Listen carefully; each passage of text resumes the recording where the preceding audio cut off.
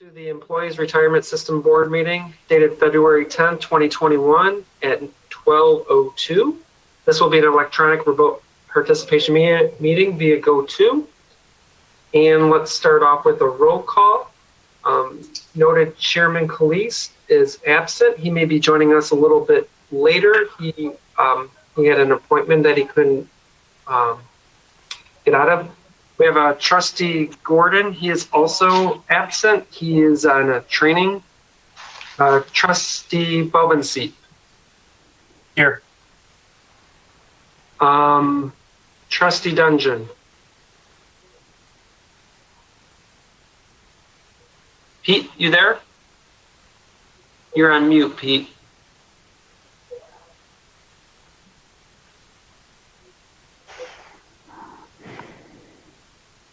Hey, Pete, are you there?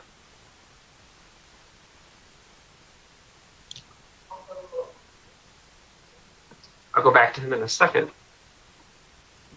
Trustee Miller's absent, and Trustee Hamilton. Here. Here. I'm here, but I think we need Pete for a quorum, so. Mm-hmm.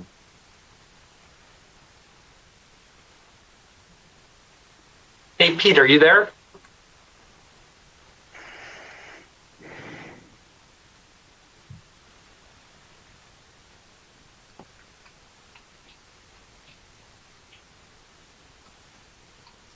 Rob, I have his cell phone. I'm going to try calling him right now. Please call him. Yeah, thank you. He just unmuted. Hey, Pete, you there?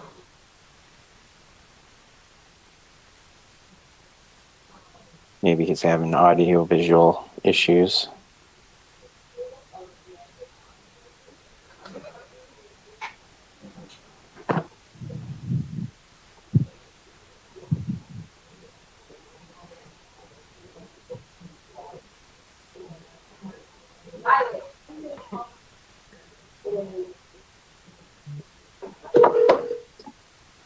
Well, he didn't pick up and it went to voicemail, so maybe he's using his phone and having.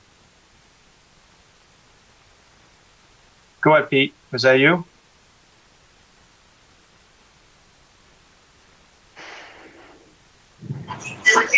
This is Dungeon. Can you guys hear me? I have to resort to cellular. I guess my Wi-Fi is not working well here. We hear you now.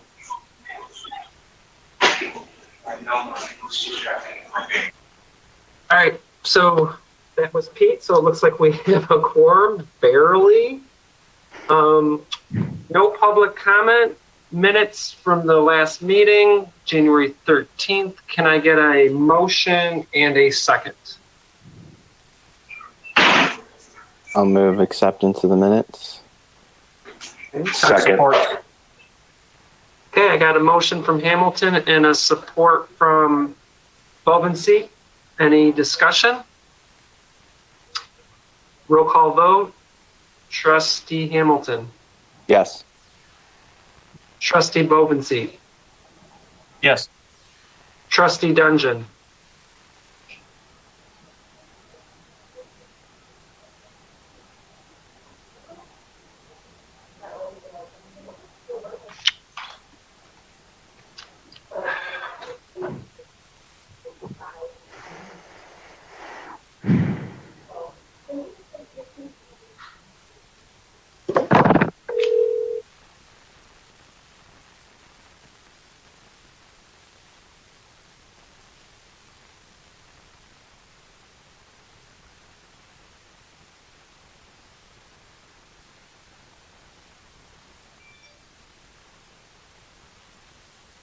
All right, we'll hold off on that one. We'll get Pete's vote eventually. Moving on to requirement requests, we have one. We have Elaine Bowe. She's in the DC. She's our recreation director, and after 29 years, she's going to be retiring. Can I get a motion on this one? I'll move to accept Elaine Bowe's request for retirement. Thank you, Kurt. Support. Thank you, David. Would anyone like to, any discussion on this one? I just like to say that I've worked with Elaine majority of my career here at the City of Troy. I haven't been here quite 29 years, but it was a pleasure working with her. And if she's ever going to watch this recording in the future, she'll know that she's very appreciated. And I thank her for her commitment, especially during COVID here. They came up with some great program alternatives for the Recreation Department. And I don't think that could have been done without her leadership. Thank you, Kurt. Very nice. I agree with you. I've only been here a short time, but she's done a great job from what I can see as well. So thank you. Okay. We have a motion and a support. So let's go with the vote, and that's Trustee Bovensieff. Yes. Trustee Hamilton. Yes. Trustee Miller, can you vote on Elaine's retirement? Awesome, Yes. Thank you. Trustee Dungeon's gone, so I'm glad we have Mark here. And Trustee Malsix, good, so we have all four. So thank God we got through that. We can move on to investments. Becky, you are on.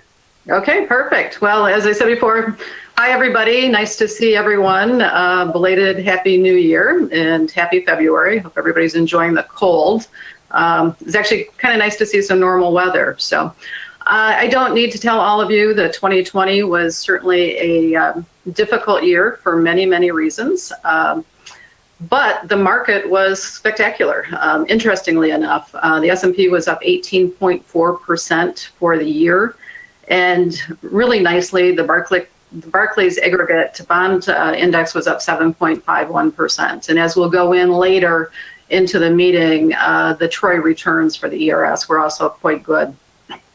Interestingly, 2021, certainly some things going on this year that are concerning as well, but certainly off to a great start market-wise. The market, as of last night, the S&P 500 is up 4.3% year to date, which is terrific. And we expect to have a good year this year. We really like global mid-cap, small-cap equities based on just the issues that we had last year and coming hopefully to some type of conclusion with COVID and certainly seeing the market open up. We think these types of equities will really do well this year. So that's kind of what we're looking for. 10-year Treasury rate is still quite low. It is trading above 1%, which was below 1% last year. It's about 1.16% this week, but still very, very low. Obviously, we do still have some issues this year. Unemployment claims last week did drop. New claims, that was the third week in a row that they actually were down. However, unemployment claims are still significantly higher than what they were before the pandemic started. And actually, when we look at past recessions going all the way back to 1967, the unemployment rate is still very, very high. So we do have concerns about the economy, but the market seems to be rolling along pretty well. We're very hopeful, as we talked about before we started this conversation, that we will start to see people more and more getting the vaccine.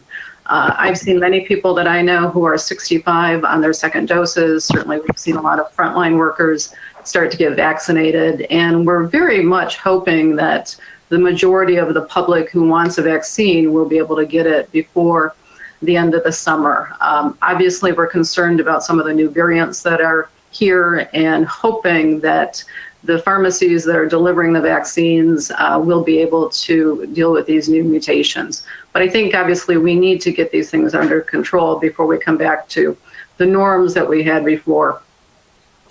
As we expected with the new Biden administration, we're seeing a lot of fiscal spending or proposed fiscal spending.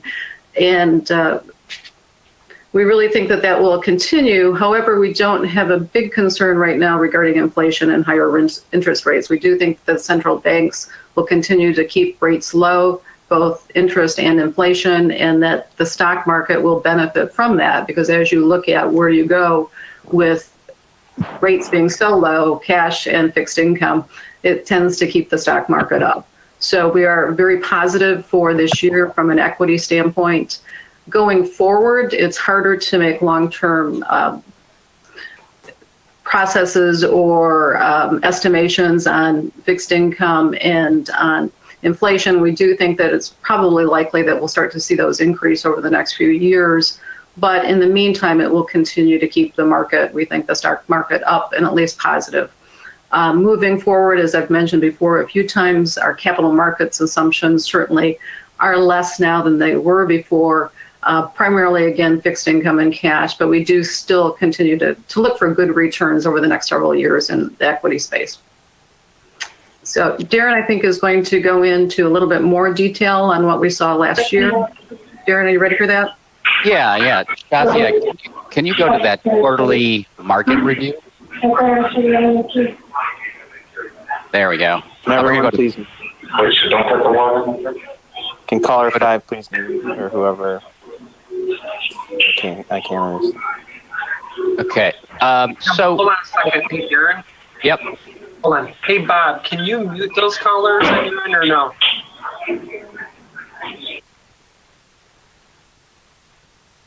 Cool. Thank you. Great. So in the fourth quarter, we saw a significant rally in risk assets. The chart below, that we're looking at is looking at different asset classes and how they performed fourth quarter 2020. Then from our low point in March, which was March 23rd, and then for the fiscal year 2020. So all cap stocks in fourth quarter 2020 were up 14.7%. Large cap growth was up 11.4%. Large cap value was up 16.3%. Mid cap up close to 20%. Small caps significant rally in the fourth quarter, 31.4%. International delivered 16%. Emerging markets were close to 20%. MLPs a staggering 32%, and real estate 11.6%. Then if we look from the trough in March, all cap stocks were up close to 77%. Large cap growth 85%. Large cap value 64%. Mid caps 89%. Small caps almost from the lows up close to 100%, 99%.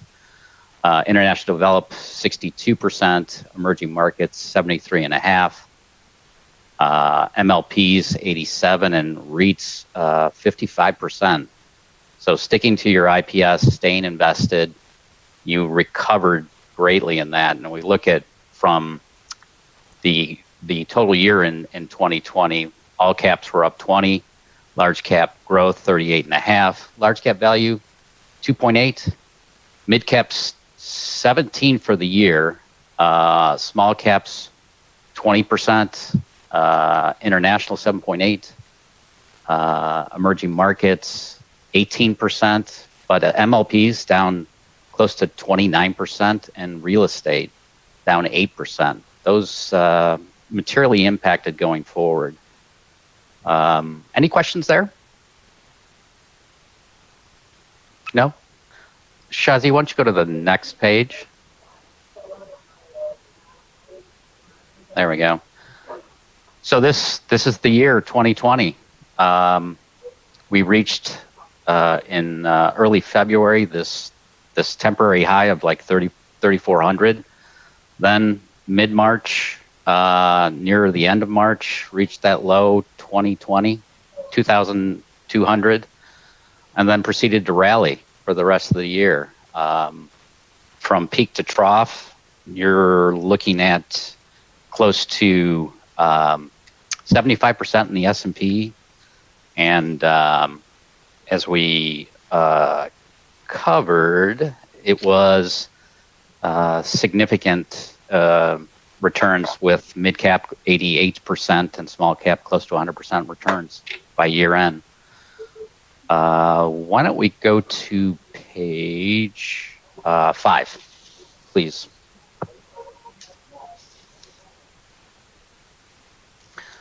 So what we're seeing here, and I'm looking at the chart on the right, is job losses as a percentage of pre-recession peak.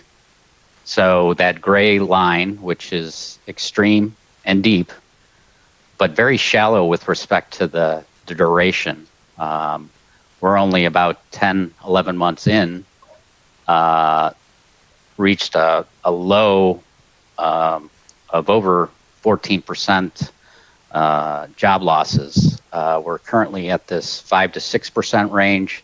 The next comparable would be 1943, which reached about a 10% drop and then proceeded to recover. But that recovery only began in 2 years in, or 24 months in. So we expect this to recover more quickly, and or that it will, as long as we continue on with the vaccination rollouts and the economy doesn't back up or shut down. I'm going to go to the house view, which is the next section. Shazia? Hey, Darren, can you hold on just a quick second? Yes. Just do a housekeeping thing here. I'm just wondering, who called in, it's caller number 5, who called in just about 5 minutes ago? Can you unmute and identify yourself?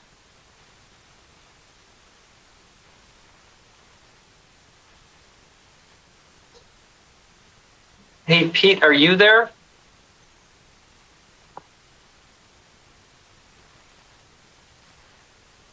Can you guys see me and hear me? I could see Mark? you and hear you, Mark. I was doing this to try to get you off the call, but we still need you because I don't. Ironically, I'm taking my 90-plus-year-old mother-in-law to go get her vaccine. Oh, perfect timing. Well, thank you for doing that. Okay, thanks. Sorry, Darren, go ahead. No problem. Shazia, I'm going to go to page 13 of this.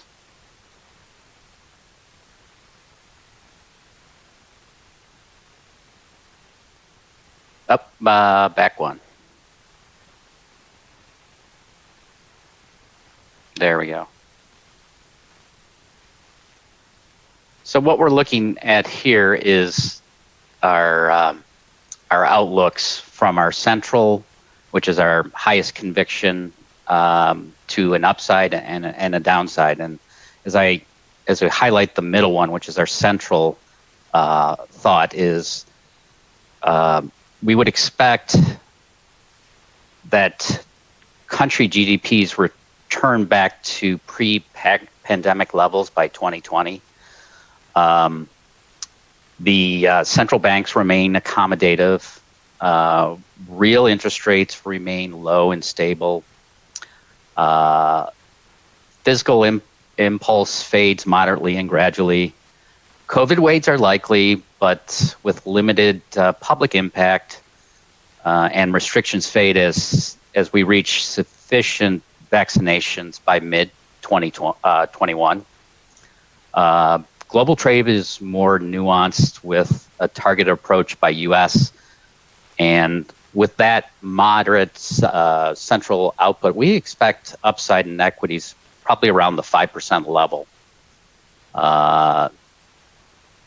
The upside scenario where we would see vaccinations rollout accelerates and key risk groups get vaccinated by the end of the first quarter 2021, and GDP return back to pre-pandemic levels by the end of 2021.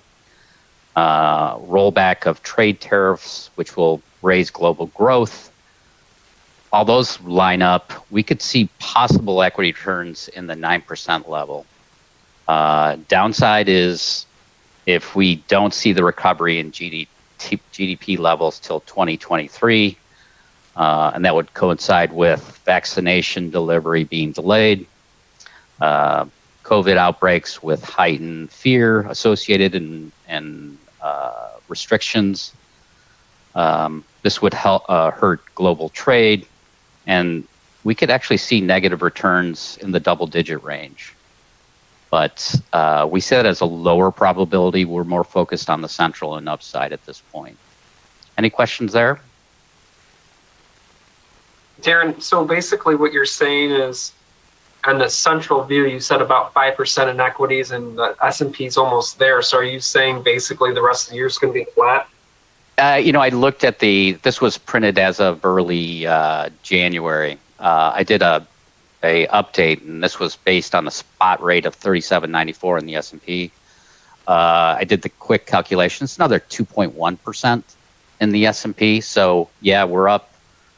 As you can see, you'll see the accounts are up about 4% through yesterday's close, but we do update this on a monthly basis. So we'll wait for the update and see if there's more upside. But our view is the highest probability is the central with a little more than the downside on the upside. So I think at a minimum, it's 2% going forward from here. Okay, thank you. Okay. With any other question, if there are any other questions, if they're not, I would move on to performance at this point.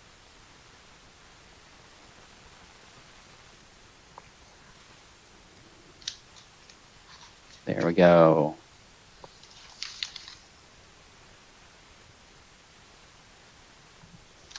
So this is combined ERS and NAIC for the month of December.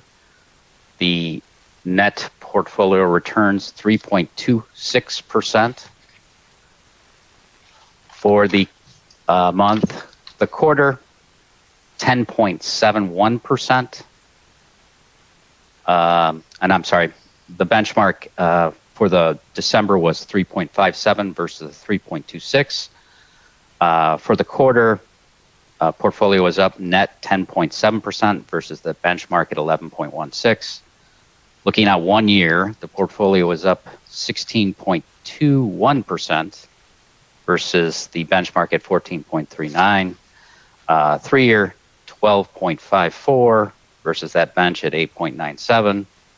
The 5 year, 12.60 versus 10.20 for the bench. 7 years, 9.78 versus the bench at 7.69.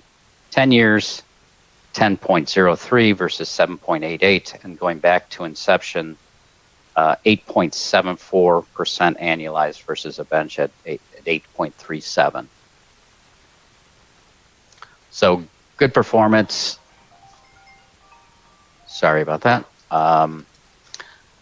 Any questions for the totals? Shazi, I'm going to go to the December for just the ERS. Oh, actually, I'm going to do the asset allocation next. So let's go. I didn't go over the overall asset allocation. What's the next page? Keep on going. So overall allocation for the ERS and NAIC, about 3% in cash, 3.88 million. Fixed income at 27.8%. The equity sleeve is at 69%, with US being 59.18, large cap at right around 35%, mid cap at close to 16.88, small cap at 7%, 7.3%, international at 9.84 with 2.65 in emerging markets. Next, we can go to the ERS December. So the ERS for the month of December up 3.38%. For the quarter, 10.91. The 1 year, 15.68. The 3 year, 11.53. The 5 year, 12.05%. The 7 year, 9.05.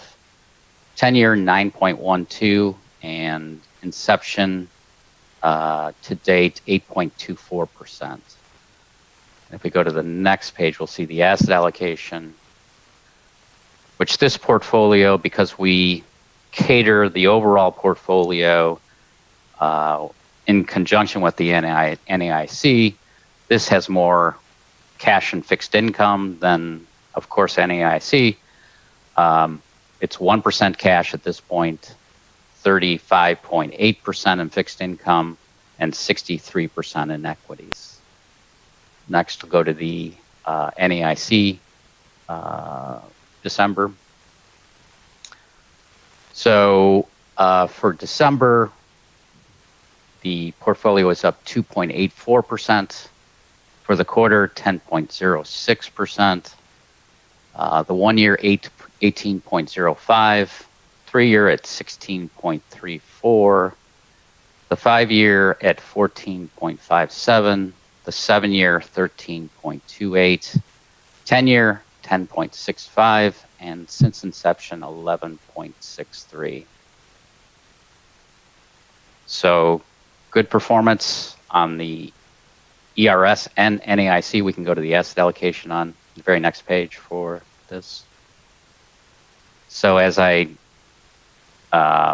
discussed, this is mostly equities. You do have the $2 million in cash, which is about 7.4% of the overall, but the rest is in equities at 92.5%. Next, I will go, if there's any questions here just for 2020, we can move on to just a quick update in January. So the month of January, the combined portfolios were down 53 basis points, bringing the 1 year return to 15.63. The 3 year return annualized 10.97. The 5 year at 13.26. 7 year at 10.05. The 10 year at 9.90. And since inception, 8.67%. Any questions there? Hey, Darren, Yes. are you going to touch upon where we're at now? Because I believe that in February it's come back, right? Yeah. So as of yesterday's close, the combined portfolios are up 4.18%, with the ERS up 3.64% and NAIC up 5.97%. So year to date through yesterday's close, 4.18%.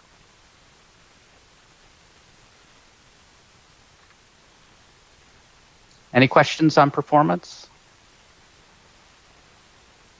Next, I'll touch on the investment managers. As this is a longer meeting, I will try to do a summary on just the investments. We have all the sheets for them. I will spare the board going through all of them. Just to let you know, we have 18 investments that are either mutual fund managers or ETFs. Of the 18, 15 are 4-star or above. There are 3 at 3-star, but we're very comfortable with the managers that we currently hold, and we see no issues with them, and would like to stick with those at this point. Any questions? So, Darren, they make your criteria, all of them from the 3 stars on up, and Yes. and they make, in your models and everything. And so at this point, you're comfortable with them all, and so we're going to stay pat with them. Correct. Okay, thank you. Yes.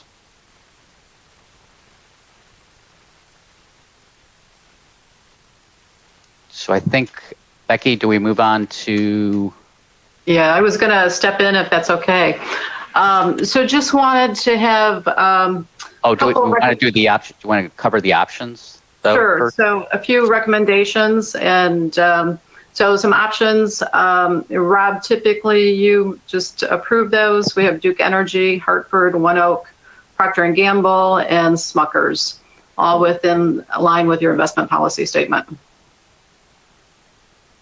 Correct. Yep. Okay to go ahead with those? Yes. Okay, good. All right, thank you. And then no recommendations regarding stocks in the ERS portfolio. A couple things did pop up in the NAIC, which Rob had emailed everybody about. So car auction services came up as a possible sale in the NAIC from the actual company, Investor Advisory Services, that gives the recommendations on that. Also looking at replacement with possibly Smuckers. I will say that that is in the other portfolio, however. And then, Rob, I don't know if you saw or not, but last night some other emails came out on a couple other stocks that were of concern. I don't know if you wanted to talk to those today or what your thoughts are. So which ones are we referring to, Becky? Because I'm not aware of anything that came Okay, out. so Investor Advisor Services, I do get emails from whenever they have changes. Typically, we bring those to you monthly as we see them. Obviously, this came out last night, so it didn't make the agenda. But they had come out with concern for a couple different stocks that they have. IDEX, which actually isn't in the NAIC portfolio, it actually is in the other portfolio. You've done incredibly well with it. You have 2,000 shares. It's up 863% since it was currently purchased. We've got 2,000 shares. We actually have an option contract to 1,000 out in the world on it at a significantly higher price than it is now. So I would encourage probably keeping that in the ERS at this point in time. And again, it's not in the NAIC. Gilead, which is the pharmaceutical company, not recommended as a sale, but the company is actually taking it off its watch list. It won't follow it anymore. So I wanted to bring that to your attention. CAR, which we had talked about, auction services, they do have a sell recommendation on that. And then TCF Financial, which is kind of a local bank. You're probably familiar with TCF, merged with Chemical Bank a few years ago and actually is now merging with Huntington. So they're recommending a sell on that as well. That just came out yesterday. Of all of them, as I said, IDEX, huge increase that you've had. The Gilead, you're up 205% on that, so that's worked out really well. CAR Services up 27%. The only thing that's negative is the TCF Financial. You've held that for a couple of years and it's down about 10%. So wanted to bring that to the board's attention since it was brought to my attention.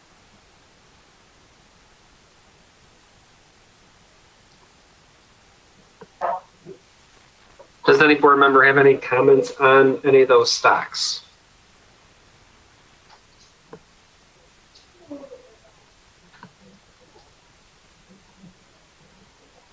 Okay, so why don't we hold off on those and we'll analyze them for the next meeting.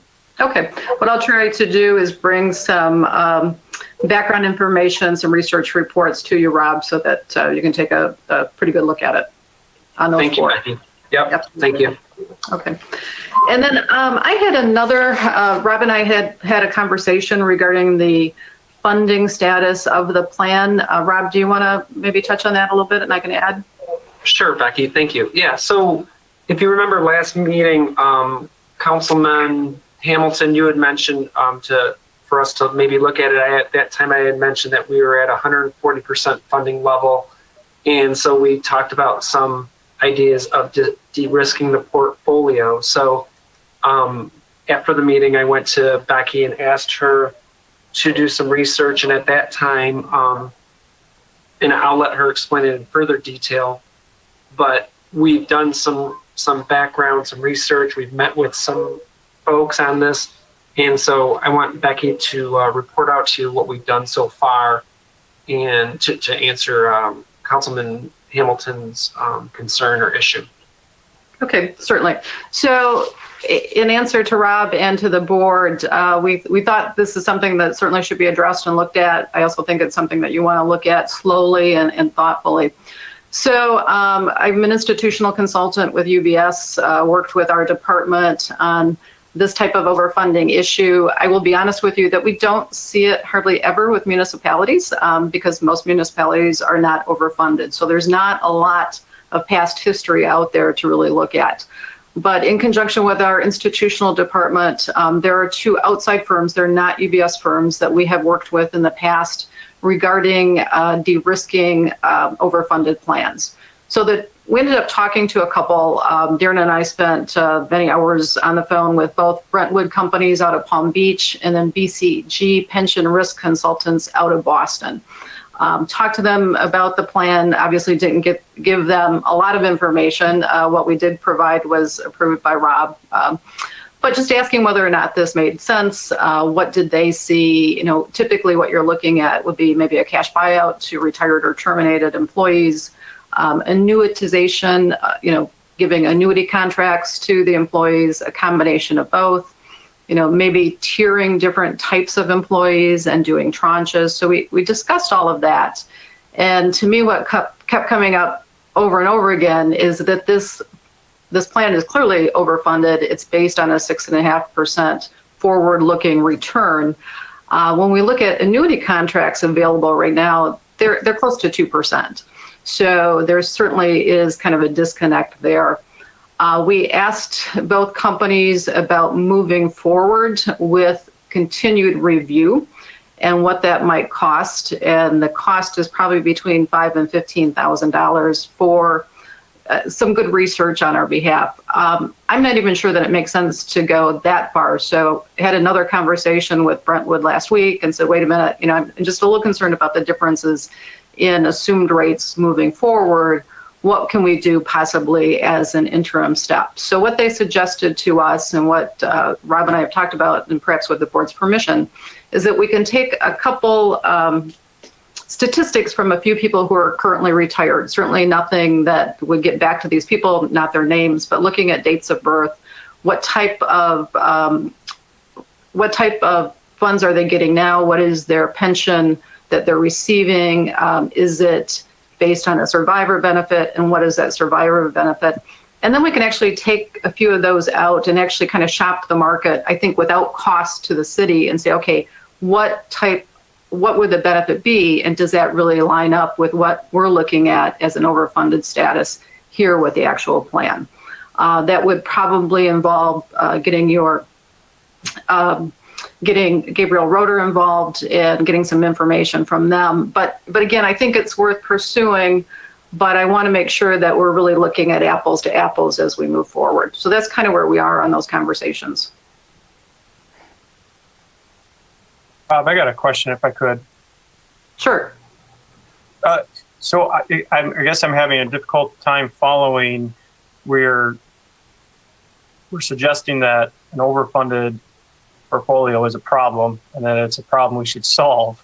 But how does purchasing annuities for individuals solve this perceived problem of being overfunded? I don't see how that addresses an overfunded portfolio issue.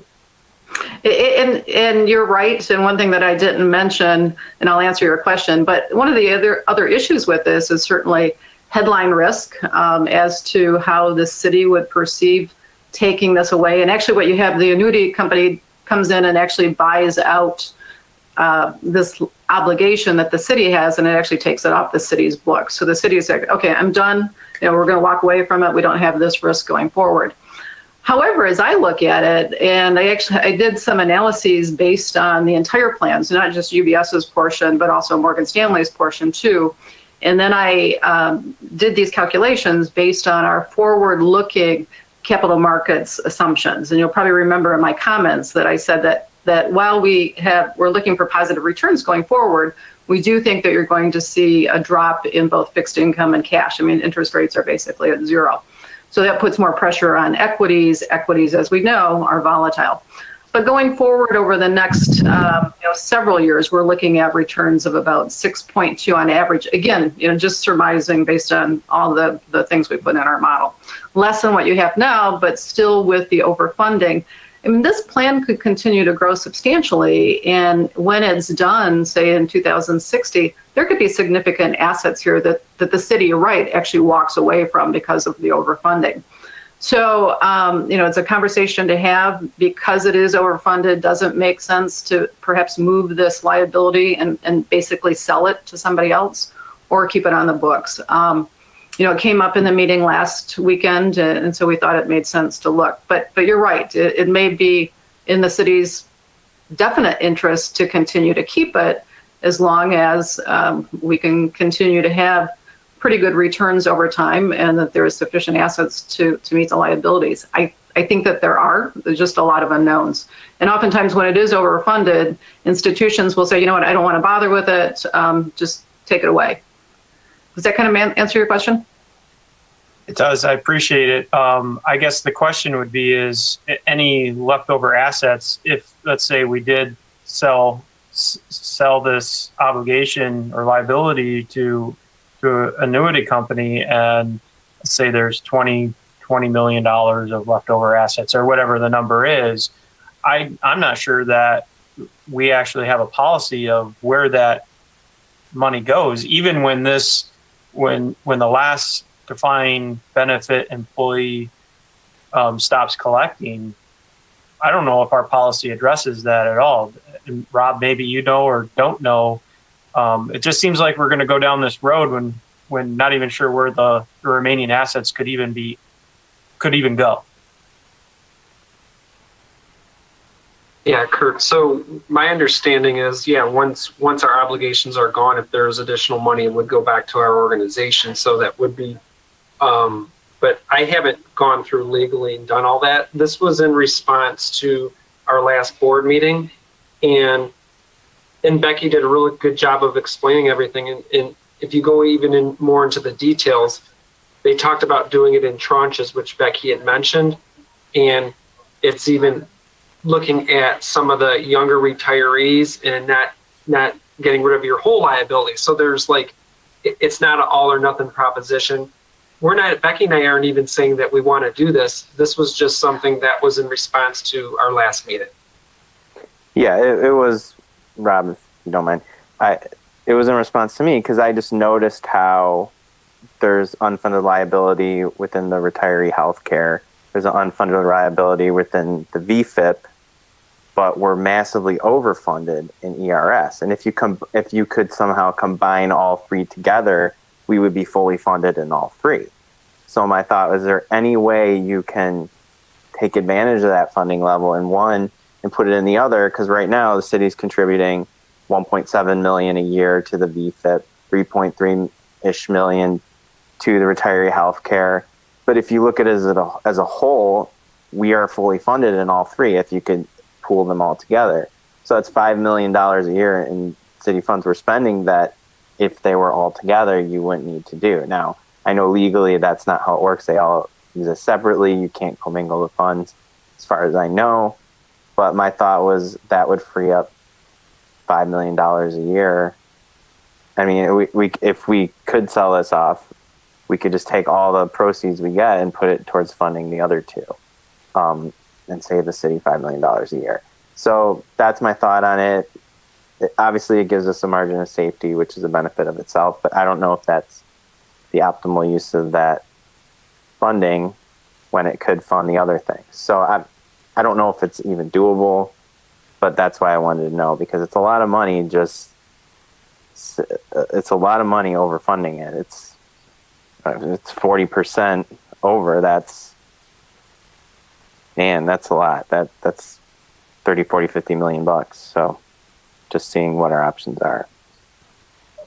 Right. And what Becky had mentioned earlier about us, one of the things she cautioned was about taking this slowly. This was just something that I think as a fiduciary, we should just be looking at just to make sure that we're covering our basis with our responsibilities as, we do have to draw $12 million out of this plan every year. And what I think Becky has warned us several times before is, if you have a couple down years, 2-3 down years, and we're drawing out 12 million a year, and maybe, that 40% overfunding can go away very quickly. And I think, Becky, we've seen that before, right? With the last recession, I believe, right?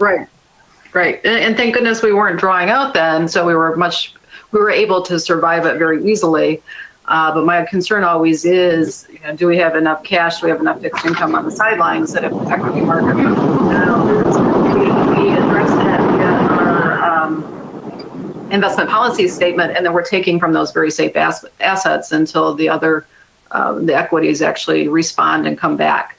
The other thing, we discussed briefly is just taking a look at the investment policy statement, and with cash and fixed income as low as they are, does it make sense? And again, I'm just having this conversation, not necessarily recommending, but does it make sense to look at other types of investments that are currently not allowed?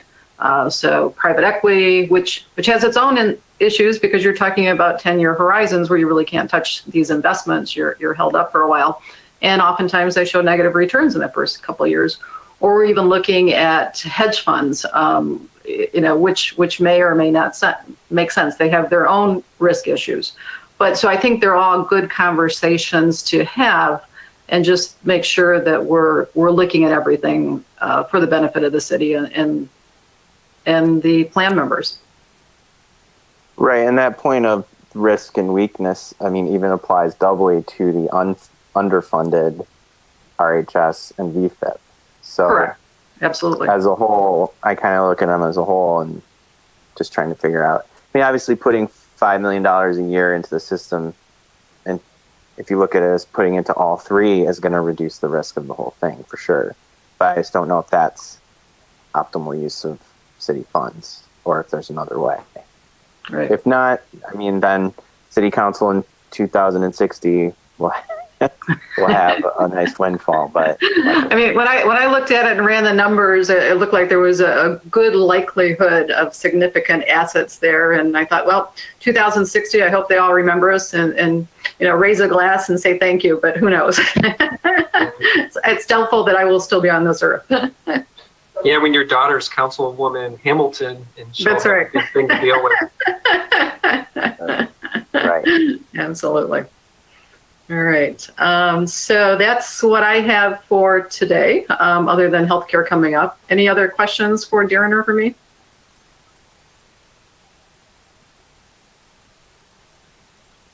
Nope. Thank you, Becky.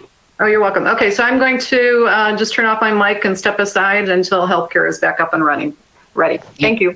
Thank you, everyone. Thanks. Tim, Yeah, you are up. I've got the page. Hello, everybody. Happy New Year. I've got the page numbers that are for the full deck. So the first page we'd like to start on is 297. Hey, Tim. Yeah. We lost your video. Oh, yeah. I'm having issues with my computer, so hopefully, if you can pull up the pages, I can still see it on my phone. Okay, good enough. Go ahead. Okay. So on page 297, and I apologize in advance for those of you who've already had to sit through these pages, and I will try not to cover too much of the territory that got covered previously, but you can see on that first page in that graph how we definitely started to see some of those areas that had gotten beaten up so bad in the market early on in the year started to do a little bit better. So the worries that were going on prior to the election, about the election itself, about the virus, about stimulus, all seemed to subside after the election. We got through the election, we even got through the runoff in January, and markets didn't have a big downdraft from that. We had the vaccines, which we were all talking about before we got on the meeting. That's had the market looking forward to hopefully the end of the coronavirus, or at least some control of it. And then on the third front, while we couldn't get stimulus done prior to the election, it got done just before the end of the year. And with the change in the White House, there's hope that there'll be more stimulus on the way. Those things in our mind have combined to, see a really strong period here through the end of the year. And you see in those graphs there, or that graph, how, the value actually did better than growth in that last quarter. Now, that was not the case for the full year. You heard some of those numbers earlier, but we think that probably starts to change because our view on this recovery we've talked about before is different. We believe this is more of a V-shaped recovery, not like, the recovery after 2008, which had low growth, low interest rates, and low inflation. We think this has more growth to it, a rise in interest rates, which we started to see, and potentially more inflation as well. And that's what the market is kind of moving toward, we think, some of those more cyclical names. If you go to page 303, that would be the next one to take a look at.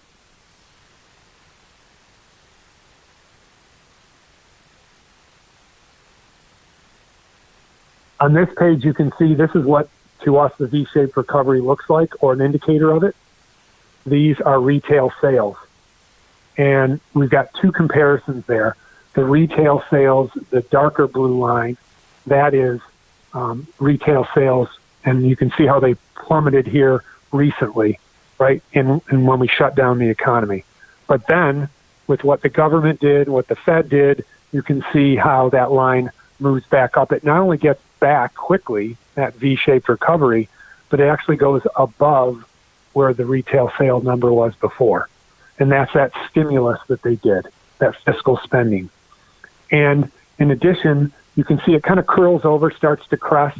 That was why I think the market was wanting a little bit more stimulus as it started to slow a little bit. And I think that's been helpful from that perspective. The consumer is obviously a big part of our economy, and we need to make sure that the consumer is doing well, and those retail sales would lead us to believe that they are. In fact, that's probably part of the difference between 08 and this one is that, the consumer was not in good shape. The economy structurally was not in good shape. We think those things are a little bit different this time around, and why we'll have more of this V-shaped recovery. But you also see a gold line on there, and that is the retail sales, which didn't dip as much, but took a lot longer to come back. So you didn't see the Fed move as quickly. You didn't see the fiscal stimulus as much. And because of that, that was a different type of recovery, one that had low growth, low interest rates, and low inflation. And that definitely favored certain areas of the market that have done really well versus, other areas that we're starting to see perk up now. So then the next page to go to would be 304. Hey, Tim. And here, yeah. Hey, Tim. Yeah. Without sounding rude or anything like that, just so you know, 3 of the 4 people that you're talking to just heard this an hour ago. So I'm just, for sake of time, I don't know if you want to do a different type of presentation. I hate to throw that on you like this. I don't, with Becky covering. Okay. I won't go. I won't go through all of my graphs and slides since there are other people on there. I guess I'll just try to summarize it this way, and I'll turn it over to Amy to do the performance.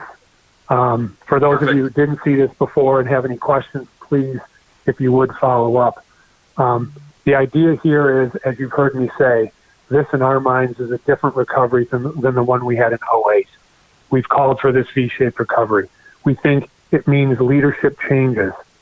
If there's one part of the market we're worried about, it's more of the growthier areas of the market where people seem to be willing, like they were back in the late 90s, willing to concentrate and pay higher prices. For example, the Russell 1000 growth has almost 41% in about 7 or 8 names. The PEs of the Russell 1000 growth on average are over 30 times earnings.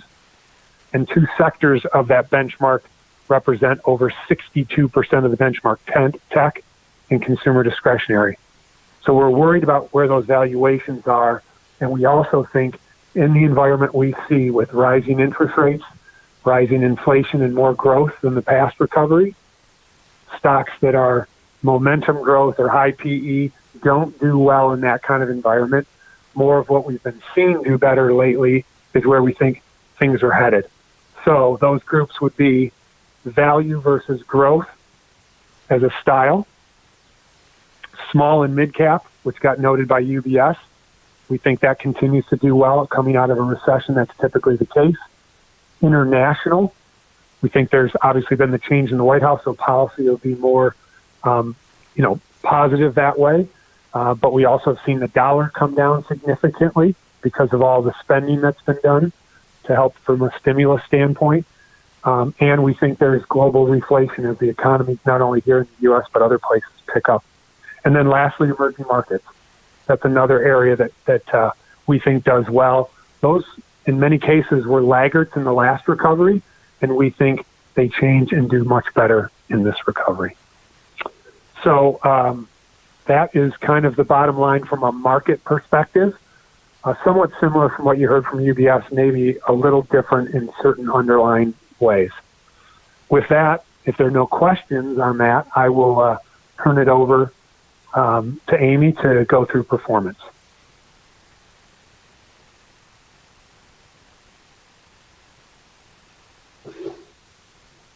Perfect. You went right to it already. So let's take a look at the performance for the quarter. Again, noting that was where the bulk of the return came from for the year, up 11.3% for the quarter. The policy index would have come in around 10%. So having that exposure to those cyclicals that we've seen kind of run really hard post bottom, and as we move even in through February, where I'll give you that update, that continues. That brought the year-to-date return to 14.87, so pretty much on a 15% pace there. You'll see the annualized returns. In terms of the impact to the portfolio, if you look at the bottom of that page on a year-to-date basis, started the year at $206,325,000. There was 10.3, call it, that went out in terms of outflows. And then the gain in the portfolio, so that 15% return, equates to $29,200,000. So ending the year at $225,253,000. So again, strong performance. Anytime that you can, and I'll ask you just to even look back over 3-year, 5-year, 10-year. When you look at those outflows, so you start annualizing returns at over 11%, or annualizing returns at 10 years over 9%, what you start to see the impact is those flows, the red number is $125 million over 10 years, $168 million of appreciation in the portfolio. So that's really what the goal for this is. We're looking at what is the best way to cover those needs in a risk-adjusted way. I mean, we actually echo the sentiments that you were talking about earlier as it relates to being overfunded and having a pretty low hurdle. The goal here is for us is let's make sure that we've got that, whether it's income generation or it's pure appreciation, making sure that if we have $10 million that's going out in a year, we want to more than exceed that number that's coming in. So it's nice to see that historically there too, whether that's 3 years, 5 years, 10 years. And then as you flip to the next page, what are we doing from an allocation standpoint? And actually, I don't even know, it's a little bit harder to see here, but this portfolio has been overweight equities. No surprise, that's what we've been talking about all day. That's the opportunity set. 64% of your total pie. And again, this is kind of everything, the way that you have that in there. Let's go forward to the Morgan Stanley page. That's on page 5. Okay. So as you're looking at this from the equity standpoint, we've got that big blue piece right there, 49.5% domestic equities, another 20.5% in international. That's been a very important piece, and we think that continues. The biggest impact of that yellow pie there is going to be the dollar. So as we talk about what is our expectation for different market environments going into 2021, it is definitely inflation. It's definitely a creeping up of long rates. And it is definitely the impact of a lower dollar, right? Pressure on the dollar as that teeter-totter effect with the kinds of returns that you'll see from international stocks. So we think that's another important key to look at and watch is the dollar. 20% of the portfolio in international and emerging markets, 27% fixed income. Globally, we've got real estate at 2%, a little bit of cash. So overall, the positioning in the portfolio, we think we like where this is at. In terms of the next page is where you drill down. What is the allocation? What's the biggest impact to returns? A Vanguard total stock market being the largest weighting in the portfolio, and then you can kind of fan out from there. The performance on the next page, page 7, as you might imagine, very similar to what we saw opportunities in what the market did. Your large cap growth up 38% for the year with Winslow. The value, we added a couple of value managers, certainly at a time that was difficult. I think, the fortitude to go in and add positions in the middle of chaos. So we did that in April. From the standpoint of Aristotle, adding almost 52% return. The JP Morgan portfolio, as you remember, pretty different. One is a relative value, has a little bit more technology in the portfolio. One is a more true value, has a little bit more financials and those types of goes up 38%. So very impactful choices to the portfolio that went very well. S&P 500, you can see the small and mid cap space and international from that quarter. Again, outperformers, 28%, 16, 17% from international and emerging markets, really on par with what the US did at 19% for the quarter and about 18% for the year. So in terms of what we expected to see out of the portfolio, those names that contributed performance early in the growth space did great. The names that we knew from a value rotation space that would come, you can see that happening in the fourth quarter and again through the beginning of the year. So in terms of what are we looking at in this portfolio, I think the conversation about Delaware, this is an international portfolio. Again, slightly different. What we've seen here is outperformance over the benchmark over 1%. So this value rotation internationally, Delaware is definitely picking up the pace. We'll continue to watch that portfolio, but what we're seeing so far in terms of 2021 on a since inception basis is actually looking really good. In the next page, we have a little bit of real estate.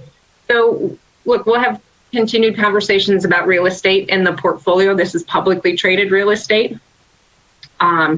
Certainly there's opportunity sets, and again, kind of dovetailing into your conversation earlier, we would absolutely be on board as well to talk about other asset classes that could be brought into this portfolio. I think in the past, we've included them in our asset allocation study and how they might also be important to maybe considering a portfolio that has more of a hedge or a protection around it with the overfunded status. Certainly there's a lot of things that can be done from the portfolio level to engage in that conversation as well. So we echo those sentiments. In terms of where we are so far year to date, right? We had a January performance update in here. I think it's way back here on page 359, maybe 360. Very similar to the conversation you heard earlier. January was a pullback month. This portfolio was down less than 0.5%. So it did a really nice job of protecting on the downside, again, because we don't have quite as much of those growth names that sold off pretty aggressively. And we did have the international exposure. Emerging markets continued to do well. The interesting part about markets is you turn around and by February 10th, these portfolios are up at that 4% mark too. So what we see in the allocations of the portfolio are working very well. No real changes that we're considering in the portfolio. Going to continue to watch and let that Delaware portfolio, but for the most part, real comfortable with everything we've got going on. I don't know if we need to have a conversation about this. Anything on the rebalance page, Tim? Trying to get there myself.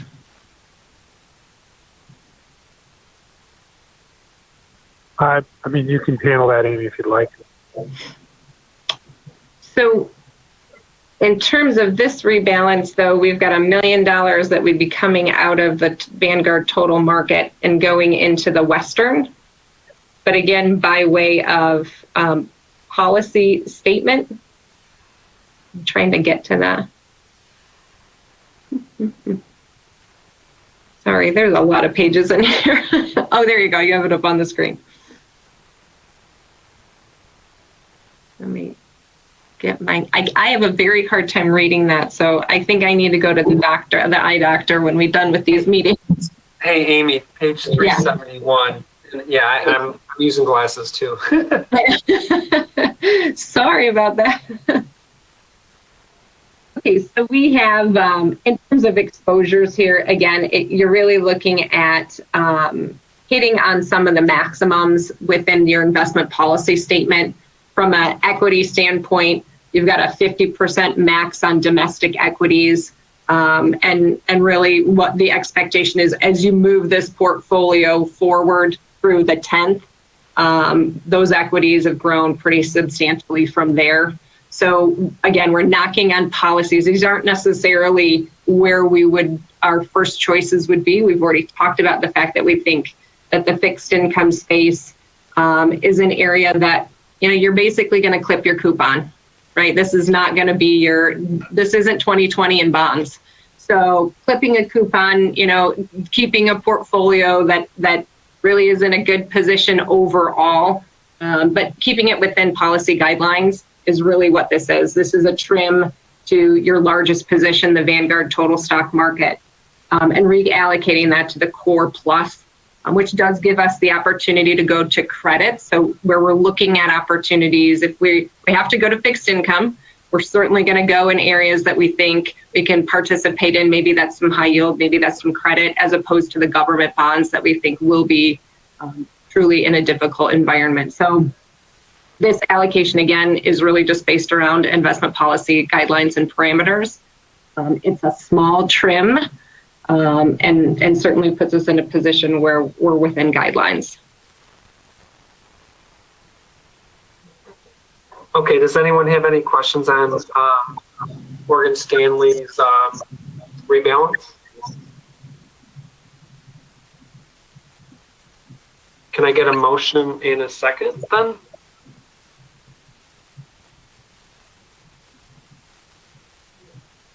I'll move to sell $1 million of Vanguard Total Market and to move that and purchase $1 million of Western Core Plus. Support. Any discussion? All right, we'll call the question. Trustee Hamilton? Yes. Trustee Bovenseat? Yes.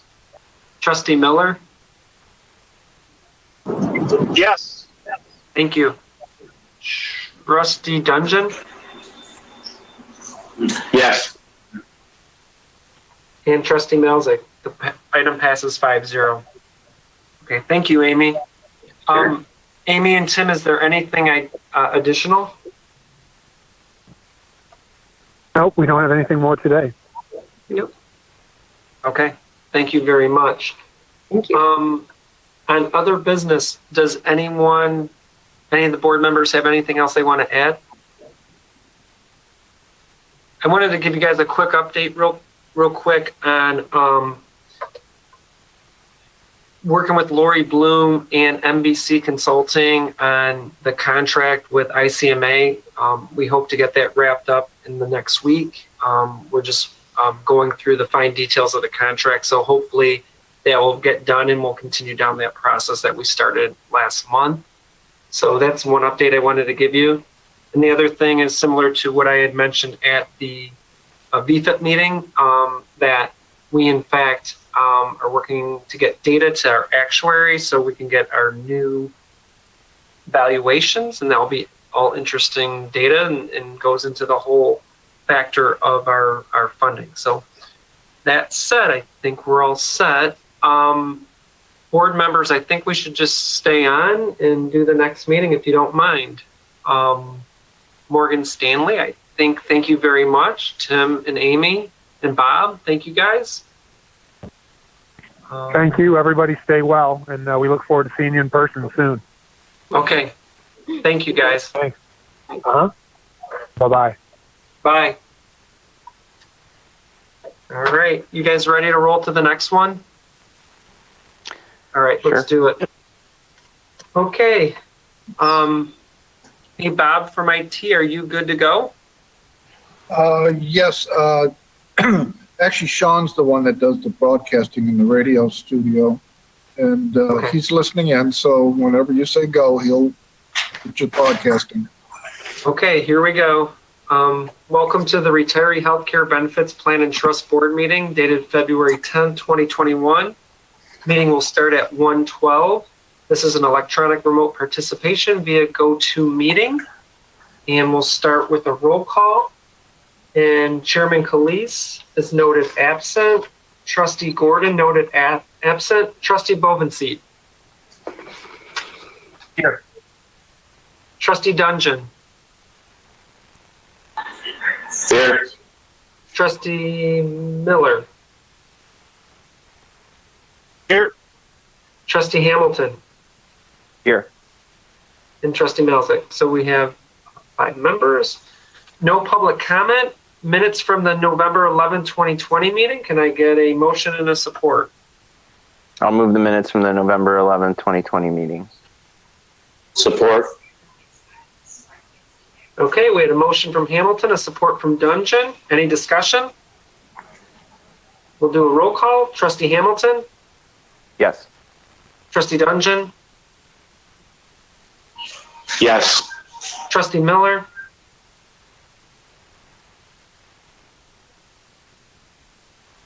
Yes. Trustee Bovenseat, Yes. Trustee Malzick, the yes. Item passed 5-0. Regular business, we have none. We're down to investments. Becky and Darren, you guys are on. Okay, all right. Hello again, everybody. We will not go through market commentary because obviously it's the same for healthcare as it was for ERS, both UBS and Morgan Stanley. So we will go through, with your permission, the investment returns for 2020, and before that for healthcare, an update for 2021, and then review with you the managers that you have. And I'm actually going to cheat and use my, because I can't see either on the screen, and just use my own information. But performance, again, I think was quite good for healthcare as it was for ERS, and truthfully, beyond what we had thought would happen when we saw the market breakdown in March. So again, thank you as a board for staying invested, not panicking, and just continuing to look at all of your investments with a long-term objective. It really does make a difference for the performance that you experience, for the plan for the city, but also it's really wonderful to work with people who are thoughtful and not panicked, which is not always the case. So, but as we end December 31st in the healthcare plan, you have just under 1% in cash, about 0.64%, about 27% in fixed income, and about 72.6% in equities. This portfolio has been a little bit more aggressive because you are putting money in, you're really not taking money out, is our understanding, and will continue that way. Again, my understanding is for the next few years. So it actually, in this very low interest rate environment that you have, where we're not getting much in fixed income and not getting much in cash, it may make sense to actually move up to 75% in equities. It's something we had discussed with the board a few times before, and probably makes sense to think about doing. But for the year last year, total return net of fees for the healthcare plan, you were up 16.17%, outperforming the benchmark of 70% S&P 500, 30% Barclays, which was at 15.4. So again, some good outperformance. The quarter where we saw most of that performance was up 11.71%, and the month of December was up 3.6. So good performance. Going back 3 years, you've averaged 10.55% in the plan net of fees. Going back 5 years, 11.25. Going back 7, you've averaged about 8.48. And as I always remind, we sat in cash with this for a while as we reviewed the investment policy statement and hired managers and did our due diligence. So pretty good, strong performance. We like how the asset allocation is. Again, might make sense to take that up from the 72.6% equities to 75. Again, if the understanding is that we will not be taking distributions from this for the next several years. Actually, money's coming in, which allows us to buy periodically into the market. For the month of January, it was actually, you had a negative return of 0.82%. We had a lot of volatility in January, as all of you know, as we watched a lot of the political issues that we've seen, and as we still have concerns about COVID. But as So the market is actually up, and through last night, the healthcare plan is up a negative it's not up a negative, it's up 4.08% positive through yesterday. So again, pretty good performance. As Darren said, our central viewpoint, UBS, as of January was a little bit more muted returns, maybe looking for 5% or so in equities throughout the year. I expect that with this strong February that we've had, that will be revised upward. And we are optimistic for a good positive return in equities this year. Again, not expecting much from cash and fixed income. Although we were very surprised with the Barclays aggregate being up as much as it was last year. And a lot of that was flight to quality as we looked at all the problems the world is having. So pretty good performance. We're happy with it. Really not much in the way of changes. We like the allocation. We like the managers. And I think Darren's going to spend some time going through the managers with you so you can take a look at those. Darren, are you there? I am. Okay. Can you see? I can see, and Okay. I'm wearing glasses. So, so we're going to go to the manager strategy reports.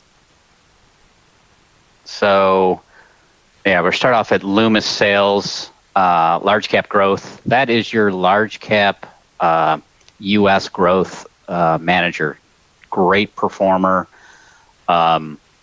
It has, if we go to page 2 of that, get just page in 1 there.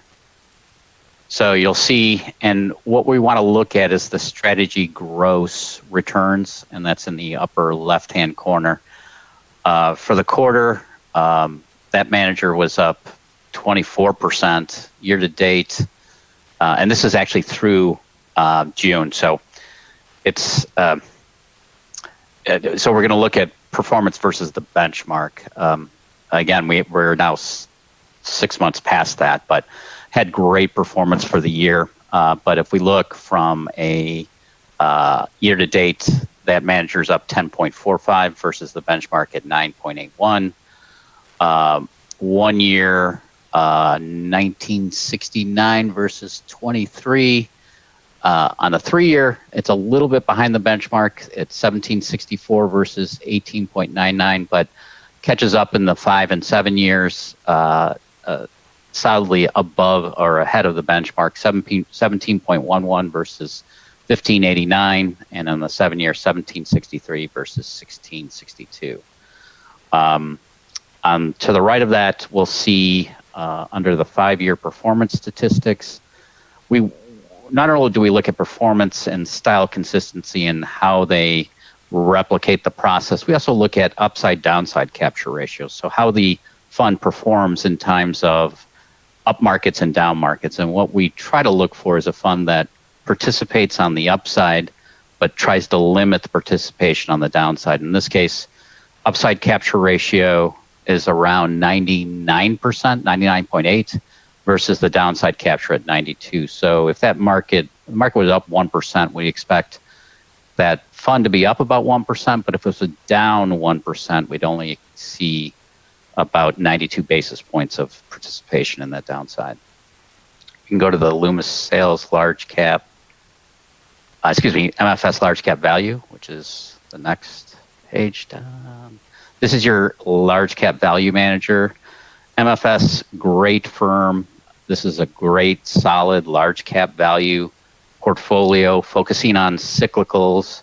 So it has a higher weight, financials, industrials, energy, and consumer discretionary. So again, this is through June. The 1 year return, return as of June was down 3.09, with the benchmark down 8.84. 3 years, 4.244 versus 1.82. The 5 year, 7.14 versus 4.64. 7 and 10 year, 9.52, 12.25, and 7.11 and 10.41. So solidly ahead of the benchmark. We'll go to FCI. This is your corporate fixed income manager. Again, I'll just focus on the performance versus the benchmark. you'll see on basically all time periods, the 1 year, the 3 year, the 5 year, 7 year, and 10 year, all ahead of its benchmark, which is the Bank of America U.S. Corp 10 year, 1 to 10 year corporate. Then we'll go to the Informa Morningstar. Hey, Darren? Yes. Darren? Yes. I'm just curious, why are we going over June 30th and not December 31st Yeah. of 2020? So the profile is updated on a quarterly basis, and my guess is the third quarter is available, but we also monitor the performance ongoing. So in this case, these 3 separately managed accounts will be delayed in the reporting, but no. We're sorry to interject. When we put this together last week, these were the most up-to-date that we had from these reporting statistical analyses. But obviously, the performance that you have within our reporting system for the total return is up to date. These are just kind of showing past performance, if that makes any sense. Yep, thank you. Yeah. The next section has to do with Morningstar reporting. So this looks at the ETFs and mutual funds that we hold. There are basically 12 of these. I can go through each one, but to give you a summary of the 12 funds that we have 6 that are 5-star, 5 that are 4-star, and 1 that is 3-star. So doing very well from a performance standpoint, as well as looking at the performance versus the benchmark and also risk statistics. What is the appetite for me going through each one? Or is there a...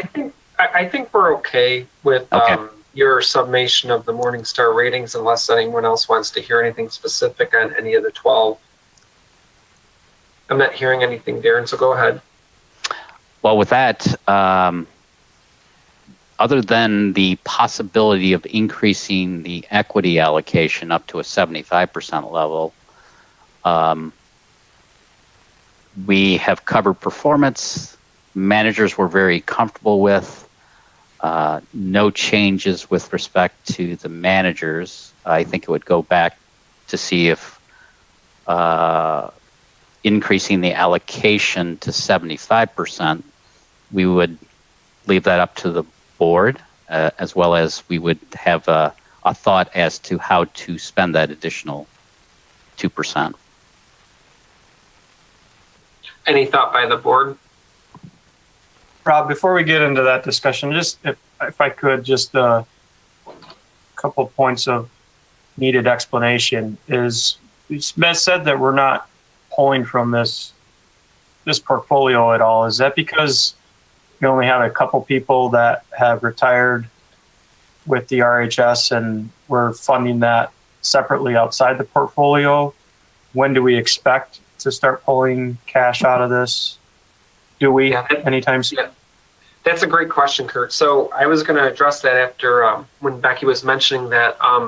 So basically what's happened so far is because of our funding level, if you go back a couple years ago when we were at 60-some% level, then after that 75, whatever, we were in a position where we, the city, had to give money into this plan, Kurt, you're right, to get it closer to the 100% funding level that we want to be at. Since then, we've had an amazing return, thanks to UBS, et cetera, and plus our amount going that we, the city, are putting into it. So to answer your question, Kurt, now we're going to be over 90-some% funded. So we have an actuary report, and for this plan, unlike the pension, it goes every 2 years for the actuary. So we're gathering the data right now to give to our actuary, and they're going to be doing a report as of December 31st. And what I suspect, because our funding level has increased so much, is that the amount that we have to put in, which is normally about $3 million, is going to fall to, I don't know what number because I'm not an actuary, but it's going to fall. When I first got here, I can tell you that the previous reports were at we were putting in 5 million. It fell to 3 million. I'm suspecting that it's going to fall even more. So we might be, if it's under $3 million or so, we might be a net, we might have to pull money out of this fund in the not so distant future. So did that make sense? I gave a lot of information there. It did. And Rob, if the thought is that you would be pulling money out, then we would not want to see you increase that allocation to equities. Right. So I was going to say that we might want to hold off till we get our actuary report, which we get every 2 years for this plan. And then that might be the most prudent way to go about it. I agree, Becky. Okay. Yeah, that would be our comfort level. The conversation has come up off and on over the last 3 years, including before you came on with Tom, and it was kind of the thought that maybe we'd eventually go to 75, but I was always concerned, and Darren too, if we were taking distribution. So if that looks like it might want to continue, I'd prefer to stay where we are. Yeah, I mean, it's really quite incredible how the funding level has gone up quite a bit. And like I said, I think with this, what did you say? Are we at about 115 million now? You know what, if you can bear with me, I can pull up a report very quickly and give you what the value was yesterday. The hard part, Kurt, to answer your question is, with healthcare costs going up and down, and we implemented a Medicare Advantage to help mitigate some of those increases, et cetera. It's hard to tell what this actuary report's going to tell us, and we'll get that sometime around June. It's going to be very interesting. I appreciate that, Rob, because that was exactly my point. Is I thought we were a little premature in making the decision to increase equities if we didn't know when we're going to be taking money out of this. So I would fully support postponing that decision until we get the actuaries. Good, thank you. Okay, and the value as of last night's close for the total healthcare plan is 116,421,000 and change. Yeah, wow, that's incredible. Yeah, it was up just about 4.6 million last year, which is pretty amazing. Well, I'm sorry. No, that's not correct. That's yeah. No, actually, I'm sorry. No, it was up. The report I did was just for the year, and that actually it is up. You know, it's up 4.6 million year to date this year, which is pretty amazing. Yeah, beautiful. Yeah. And then Kurt, in the last actuary report, the liability had actually gone down. They had changed some assumptions, et cetera, and so I'm leery that our liability might not go up this year. Who knows? So I agree with you. Let's wait till we get, and we'll deal with prudence here, and we'll figure out where we go from there after we get the report. So thank you. Becky and Darren, what else did you want to talk about as it relates to this? I guess we talked about the cash flow discussion via this report. So really, we'll hold off then on this conversation, and if you could just keep that as a placeholder for next quarter, sure. Maybe we'll have a tentative. No, actually, I'm sorry. This report takes longer for the actuaries, so we probably won't get that report till August. Yeah. Now that I'm thinking about it. Yeah, and I think, we've had a really wonderful long run in equities. Still a lot going on in the world. And to the extent that there will be distributions coming out, my thought, and I think Darren's too, would be that we stay with that 70-30 allocation. Okay. Beautiful. Yeah. Sure. Okay. On other businesses, anyone else, any of the board members have anything else they'd like to talk about? Well, Pete, Mark, Dave, and Kurt, thank you so much for spending all this time with us today. And Becky and Darren, thank you so much as well. The results are fantastic. So thank you guys for your prudence on this. Absolutely. And I did send Rob and Shazia to you the information on the Johnson & Johnson Wayne State study. Again, I don't know that they're still taking people, but as of last night, one of our clients was able to get either the placebo or the vaccine. You don't know, but it's worth a phone call. So good luck. I hope we're all vaccinated soon. So, and Yes, I agree. we'll see you soon. Thank you all. Okay. Take care. Dave, thank you. David, My only Take care. Thank you. go ahead, David. my only question is this the year we get the audit report for RHS? I know it's only every 2 years. Correct. Yes. I think so, right? So this August. Okay, great. Yep, that's right. Yep. Okay. And then all I Shazia, got. thank you for everything too. And Bob, thanks as well for the IT support. Appreciate everybody. So everyone have a great rest of your week, and we'll get the vaccination information out to you. Thank you. Bye all. Thanks. Bye. Bye.